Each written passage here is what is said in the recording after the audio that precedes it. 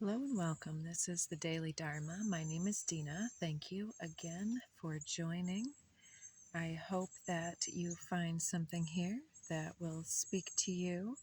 And let's go ahead and show you what we've got going on so far.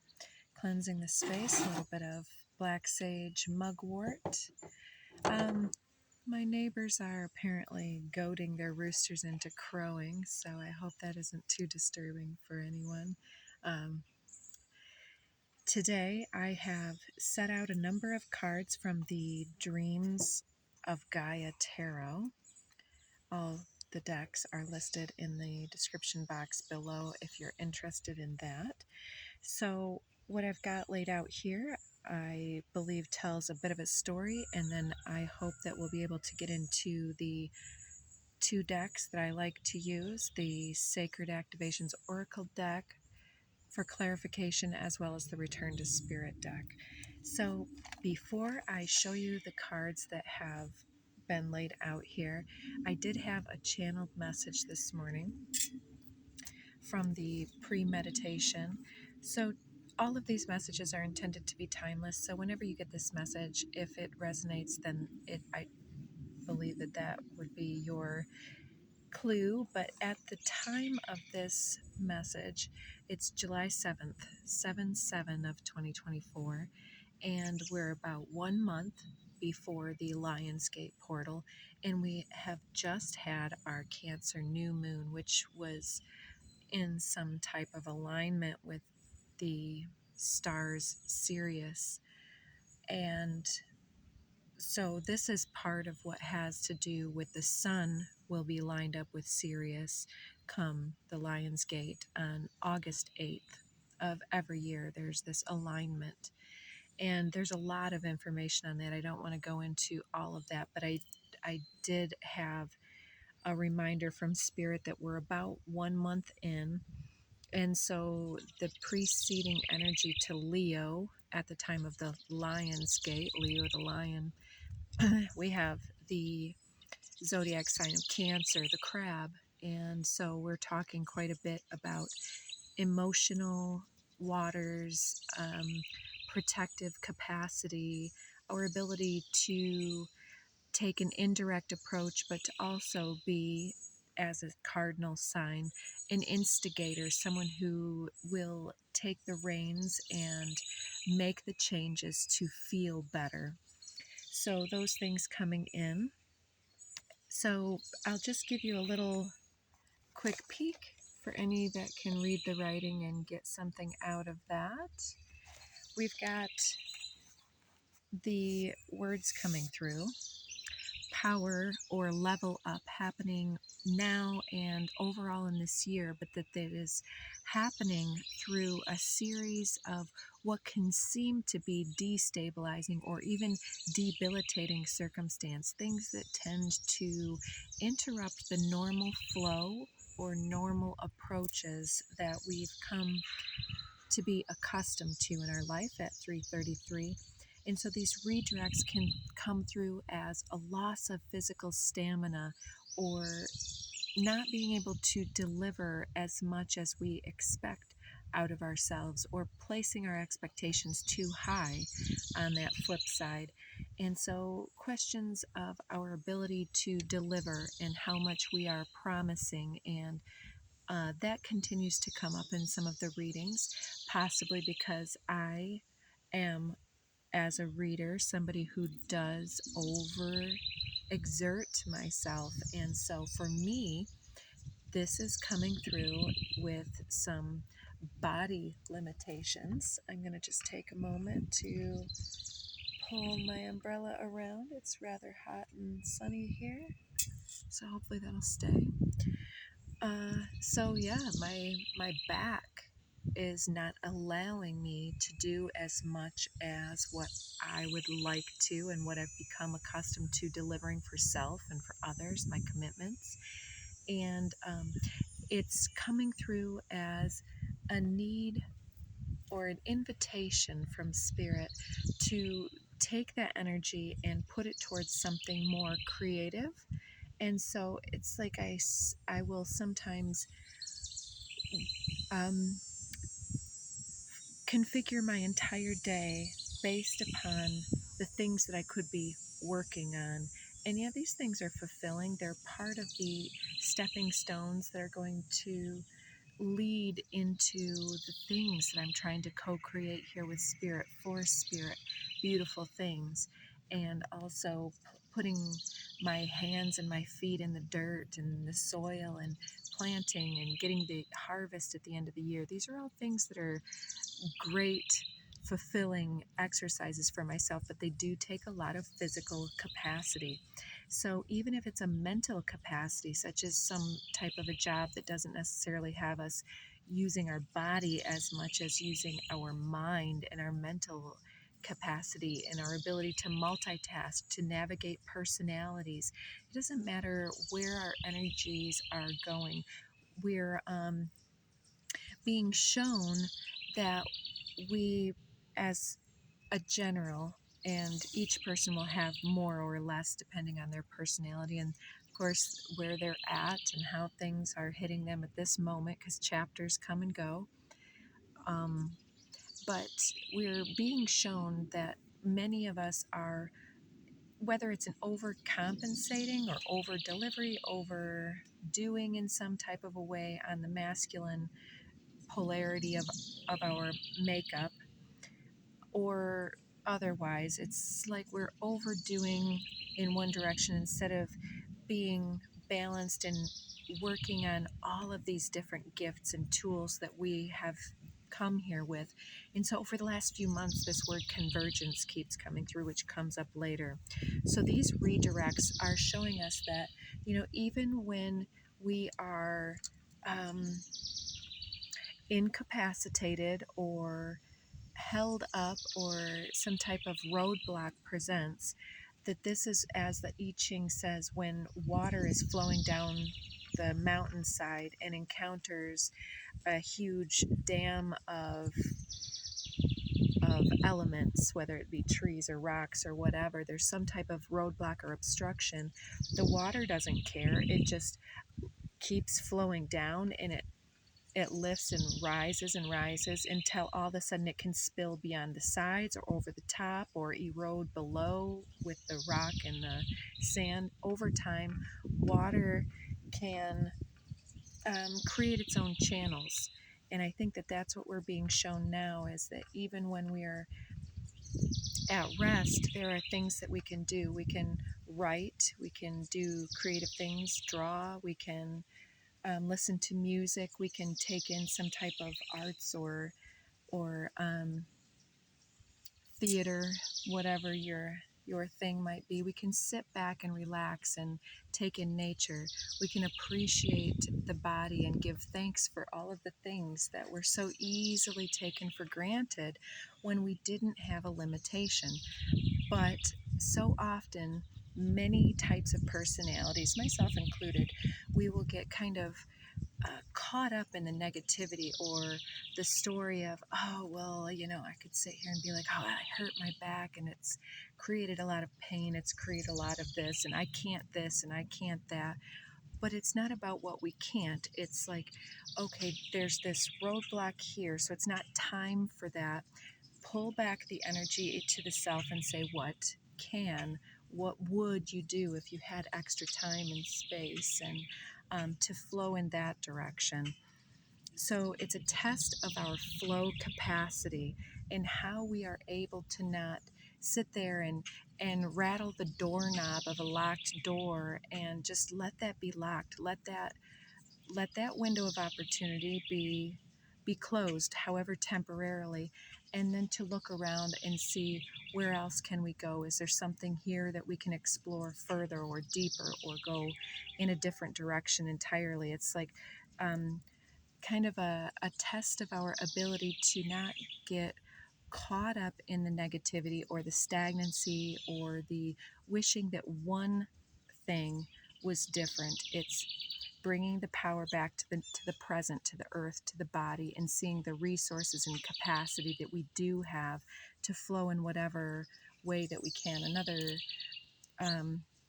saying I read once that I never do justice is something like, what does the fisherman do when they can't go out to sea because it's storming? They mend their nets so that when they do have the opportunity to go out next time, that their fish aren't going to be getting out the holes in their net. It's plugging up the holes in the boat, doing the general maintenance such as self-care or whatever else. And the last reading came up with this memory in body, mind, body, spirit. We can accumulate and hold and store memories within the body, within our emotional bodies, our energy bodies, and so on. And we can get caught up in habits or patterns or attachments, codependencies, expectations, whatever it might be. But to the ability, or to the extent that we can clear out the memories, to integrate them appropriately, to say that, okay, yes, I had this experience, but this has produced this insight, and so on. We're clearing the channel from stagnancy and having kinks and roadblocks, and we're finding the sacred flow of, where does this tell us to go? Where does this shortage tell us that we have an abundance over on the other side of the coin? And as we clear that, we're able to channel the memories that are stored just beyond the veil of our awareness when we're stuck in, knocking on the closed doors. It shows that there's more memories in our soul capacity, in our soul blueprint. Perhaps you or others, myself, may have various question marks about our heritage on the soul level. Lemuria and Atlantis was coming through here, and so some other things as well, some older pagan type imagery here in the cards. There are lessons that we have perhaps come through with, and I don't know if it's like a past, present, future life as much as, all things kind of happening concurrently, because there is no time and space. It's kind of like this world is full of dream space and astral space and wormholes that bring us back and forth in these various waveforms. And so one incarnation, so to speak, or astral travel or dreamscape, we might be the hero of the story, and another one we might be in a fearful, victimized, running away, pursued, something else. All of these are seeds that are multidimensionally capable. They come with pure potentiality, and when we see the seed of the hero or the victim, which one do we foster? Which one do we believe in? And when one incites fear, could be either, or confirmation, could be either, we are then able to develop from that. That's one of the tools that we have. Our attention and our perspective and our awareness of things then helps us to use those seeds and then to create that matrix of growth. So let me keep going here. So shedding expectations, attachments, addictions, codependency. This is coming through because we're having Pluto finishing up with Capricorn later this year. So these things are really forcing us to integrate things that have resisted healing, that have just kind of maybe been the dust scooped under the rug for later. And also, if we don't really identify with codependence, addiction, and attachment, so to speak, we can also find ourselves, especially as empaths, embodying different things, stored memories perhaps, of seeds of doubt, self-doubt, doubt of others. Are they out for the best? Are they all broken? Are they conscious, or do they mean well? Us feeling either isolated or aloof or separated from others, lone wolf, black sheep type of ideas, sometimes feeling the imposter or the alien in the group. And then from that, many of us have developed the potential to be a chameleon, to be able to have a job and to play the role, to put the right hat on, to play along with everything that comes our way in order to succeed. So this ability to adapt, to be responsive with our environment, is just another tool. It's just another mask. But we're shedding the feelings that are created in the self when we wear that mask of isolation and alienation. Even the Heyoka empath coming through here, that clown, that any archetype. I should get into that deck again. So then next I write faded in quotes. Faded alignments are where various individuals that weren't in alignment previously, now that they're perhaps imbued with similar learning or similar information or timelines, we can be coming together temporarily or permanently with various individuals. So these faded alignments are where we're starting to kind of come into mutual alignment, and then at the crux of the resonance, that's where the meeting occurs. And what do we do with that seed? So I wrote then temporary, temporal here with a question mark on either end. So things of the earthly realm are temporary, but the energy persists, the energy of any fated meeting. Then that seed exists within the self, and then we are able to germinate and host that seed. And then we wrote down something about Saturn cycles. The full cycle is about 28 to 28 and a half years to come full circle and return to where Saturn is at when we're born.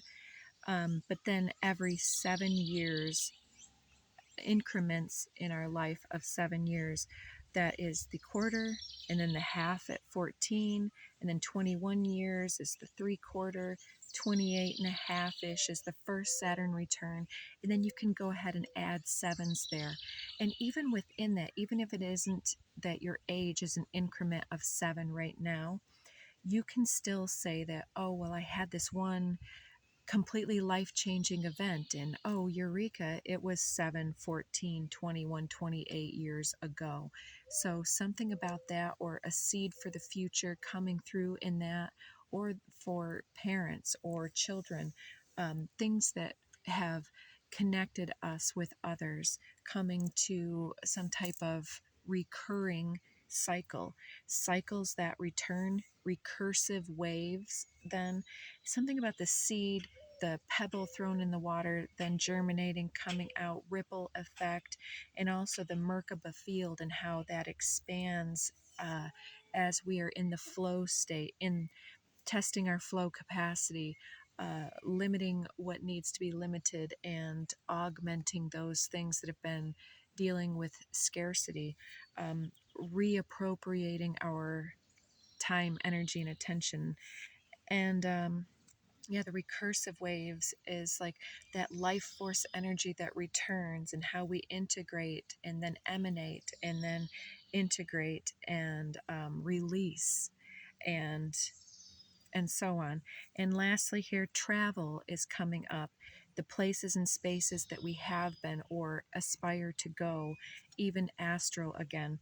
And then time, with past and future timelines, we talked about that a little, converging timelines in the now, or the concurrent timelines, and how we can find ourselves able um, to utilize the experiences that seem to be beyond this time and space, but we're able to access this through the Akashic heritage that we share collectively. So let's show you what's on the table. I apologize for the long channeling. I hope you enjoyed. I always run short on time because my loading capacity here is not what it needs to be. So again, with the capacity and expectations, here we have this 12 of Earth, And I'm seeing this as your ability to harness all that you are, to wear that so-called mask, to be able to be well regarded and functioning in your life. And I'm seeing so many things: fertility, creativity. You might be known for your creative ability to make money, or the way that you make money is creative venture. You may have keys to a house and a car and some type of business or partnership, place of institutional something, someplace where you do a service work. There are many keys here, but even if you don't, these are the sacred keys. I looked that up years ago and I loved it. It was talking about the 13 sacred keys. At the center is love, and these are the gateways that have the sacred keys. Like at the center of everything is love, and without that love, we're missing that key that accesses the doors, the locked doors that we're knocking on. And then on the perimeter of the circle, there's 12 more, and there are polarities. And so on one end, you might have vibration, and that talks about the vibe that we're in. What are we resonating with? And that's the outcome that we're seeding and feeding and nurturing into being, and so on. I didn't want to get into that too much, but here it's talking about how we can be seen as quite capable, but look at all those codes streaming through. It's like this process is very spiritual as well, no matter how mundane it seems. And this dog in the foreground symbolizing some connection with the animal kingdoms, telepathic connections perhaps, and your own loyalties, and that maybe you continue to embody things and serve the timelines as much as you can, because these ants too, it's like when the ants make a human bridge, not a human bridge, but that you are the human bridge, like those ants connecting. It's like the timelines that you are connecting and bridging from realm to realm.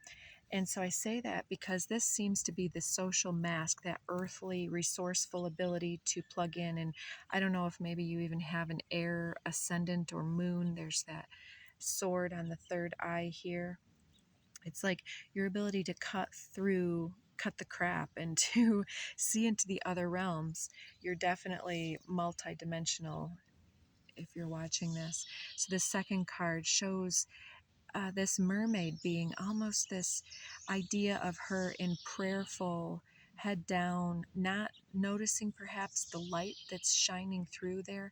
But look at the community members or those that are surrounding. It's like this being is enormous, and maybe like the environment's too small, cloistering and holding her, and she's kind of wanting something different. It was reminding me of the Little Mermaid ideas of, oh, if I only had legs, then I could do all these fancy things, not recognizing perhaps I was hearing that she's the evolved one. To wish that we were like others is to de-evolve.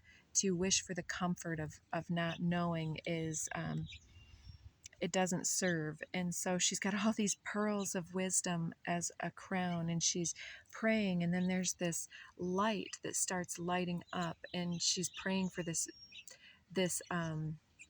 deliverance of some manner. And then I'm seeing that all of a sudden she raises her head, and just like when you look into the beam of the light, you become like fire blind or light blinded, and the rest of the area you can't see. It's like when you have a flashlight, you can only see in the beam of the flashlight, but your eyes become so adjusted to that you can't see anything else. Where if you didn't have a flashlight, your eyes would probably adjust to the level of darkness in most cases. But so I was seeing this as like these as downloads of sacred information here. But then what came next was this hermit card, and I was seeing this as she's still in the water. Do you see those bubbles there? And it's like she's praying in the middle of prayer, and then she sees this light. She clues in and starts getting curious, comes up to the surface and encounters this hermit, this other lone wolf perhaps, but wearing a bear totem cloak here. And there's also this area here. It's like if he just turns this corner and goes into that cavern, that's the sacred waters, that small cavern where she may be kind of tucked in, having her experience. And in this fated meeting here, and again, I did this channeling before I laid the cards, so I thought that was interesting. And I'll show you too. Look at the ivy in both of these cards. There's definitely resonance. So this is this individual's social persona. And in encountering this individual, all of a sudden, as they turn the corner and go in the cavern and light the way and encounters this being, we have you perhaps. I don't know if you have a lot of water in your chart, or this is just a very consciousness inducing experience or emotional time of your life. We just had that Cancer new moon. So sun and moon together in family, in our core. And so she seems to be like beckoning this hermit, like she's showing herself not as your earthly capacity, but showing a bit of her psychic and intuitive endeavors and beckoning this individual to come in. But I'm sensing that although the individual sees this beauty, it's almost like the siren, where there's this power that is contained within this individual, because like I said, it's the evolved person. That mermaid energy is the highly evolved, highly awakened to the various timelines, and the magical multidimensional capacity, your flow capacity, being that you are both this water and earthly, which is showing up as feminine. I don't know if you are the feminine or if you're developing your feminine capacities here, but flow capacity for any gender is generally like releasing the attachment is more the masculine, out of alignment, and getting into flow state is to embrace and balance out the feminine aspects. So I'm seeing that there's this feminine, and she reaches out with like this heart connection on her sleeve, which is like there's the heart in its right place, and then she kind of points it out and holds her heart out. So I don't know if you're in a relationship or if you're meeting somebody that has extreme resonance, like we were talking in the channel.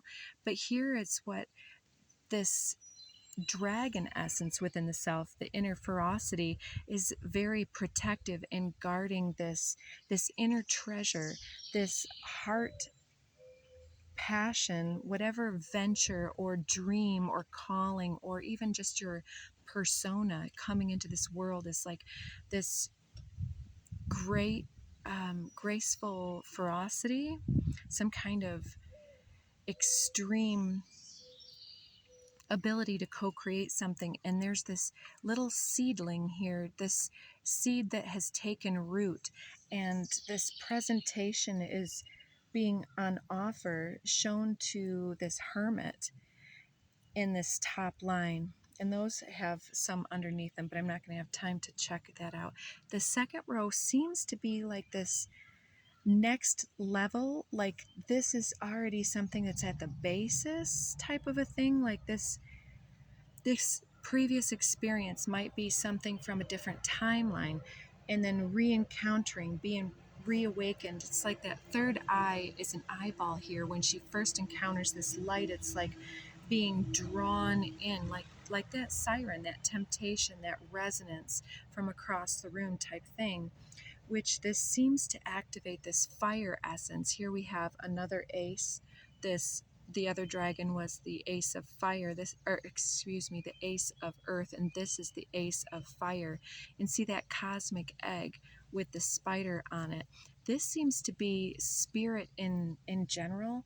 The within the 30-day window from watching this, I'm feeling that this, at the time of this broadcast, is like the fiery energy of the Lionsgate portal. So this being whatever you're doing with this new moon in Cancer here, with this earthly waters flow state, then there's this, whether it's an opportunity presenting or a new passion or two individuals partnership, some type of a way, a working partnership where there's this multidimensional seed presented.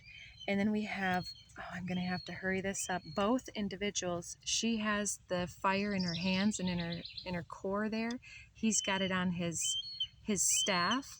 The two of these individuals look like they're working together to create something. Here is that seed, and it's like the dragon has, once again, this has come through in imagery and other readings, that egg, that seed is then planted. And whether this is a child, a pregnancy, or a venture that two individuals are creating together, it's taking root. That sapling, that whatever seedling is going to be birthing. And I don't know if this is by the end of this year or by this time next year, by the Cancer new moon next year, sometime around June, July. Then we have this extreme complex beingness. It's like this otherworldly access point that is it's creating something enormous, and I'd really like to clarify this. And so I'm going to do a daily Dharma number 2. We're going to get into the code cards, as I call them, the sacred geometry and the return to spirit fractal deck, and maybe get a little bit of insight into each one of these cards. So I hope you tune in and join us for that. So thank you so much. And if you're inclined and haven't done so previously, please like, share, subscribe. I appreciate you all. And I'll see you on the next one. Thanks, guys.